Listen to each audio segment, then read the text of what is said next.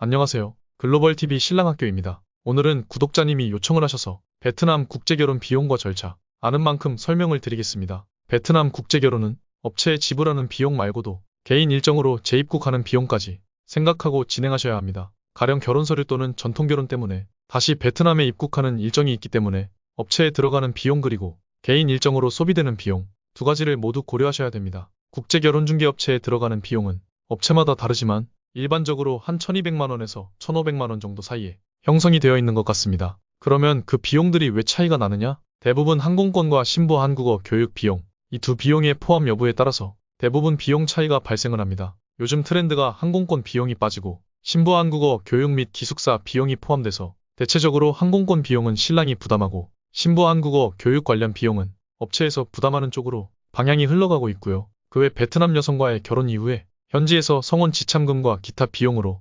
1,500에서 2,000불 정도 별도 비용이 발생하니 이 부분은 미리 잘 체크하셔야 합니다. 그러면 처음에 업체에 1,200에서 1,500만 원 입금하고 베트남 현지에서 1,500에서 2,000불 정도 지불하면 큰 틀에서 보면 비용 차이가 별 차이 없는데 계약을 위해서 너무 저가로 계약하는 업체가 있는데 통상적으로 전체 일정을 다 하고 나면 비용 차이가 없는 경우가 많습니다. 그렇기 때문에 이 추가 비용이 어디에서 얼마 발생하는지 이 부분에 대해서 꼭 체크하셔야 합니다. 그리고 남부와 북부가 좀 차이는 있지만 법원 뒷돈이라고 해서 남부는 없거나 100불 정도, 북부는 한 500불에서 1000불까지 베트남 혼인신고 뇌물이 있으니 이 부분도 참고를 하셔야 합니다. 이 부분은 업체가 내주진 않습니다. 그러면 왜 이런 비용 차이가 생기느냐? 설명을 드리자면 보통 맞선 행사, 성혼 행사 그리고 한국어 교육, 결혼서류, 결혼비자 여기까지는 공통적인 일정입니다. 그런데 한국에서 계약을 하고 가는 방식이 있고 또 어떤 경우에는 맞선 비용만 지불하고 맞선 여행으로 가서 여성을 만나보고 성혼 시점에 계약하는 방식이 있고 이 두 방식의 차이가 크진 않지만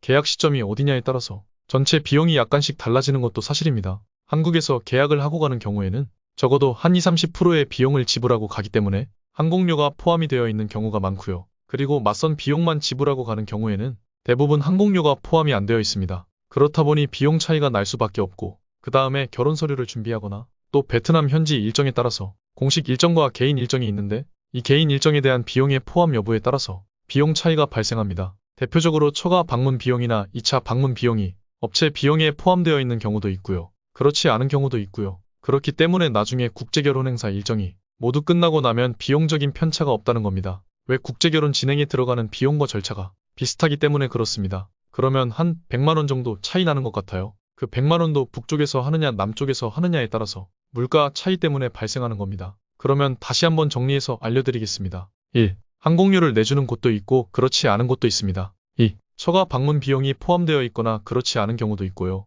3. 베트남에서 혼인신고 후 지불하는 법원 뒷돈이 남부는 100불 내외, 북부는 평균 500불 내외입니다. 4. 신부 입국 시 항공료가 포함이 되어 있거나 그렇지 않은 경우가 있습니다. 그리고 마지막으로 신경 쓰셔야 할 것이 기숙사를 한국인이 운영을 하느냐, 베트남 사람에게 위탁을 하느냐에 따라서 그 퀄리티와 비용 차이가 좀 있을 수 있습니다. 사실 이 부분은 대부분의 신랑들이 놓치는 경우인데 것은 번지르르한 업체인데 기숙사의 퀄리티 문제로 갈등이 유발되는 경우도 종종 있습니다. 사실은 이런 데에서도 비용 차이가 좀 발생하는데 이런 부분에 대해서 신랑들이 미처 신경을 못 쓰는 경우도 많죠. 그러나 이게 어쩌면 당연하다고 생각할 수 있지만 조금 더 국제결혼 비용을 치르면 치르는 대로 신부의 기숙사 생활에 영향을 주기도 합니다. 이상 업체에 지불하는 비용에 대해서 이야기를 해드렸고요. 보통 결혼하시고 결혼서류 때문에 베트남에 한 번에서 두 번 정도 더 방문을 하셔요. 그 비용이 한 번 입국할 때마다 평균 200만 원 정도는 들어갑니다. 이거는 비용에 포함되어 있지 않은 것이기 때문에 이렇게 2차 입국이나 3차 입국 때 들어가는 부대 비용들도 고려를 하셔야 하고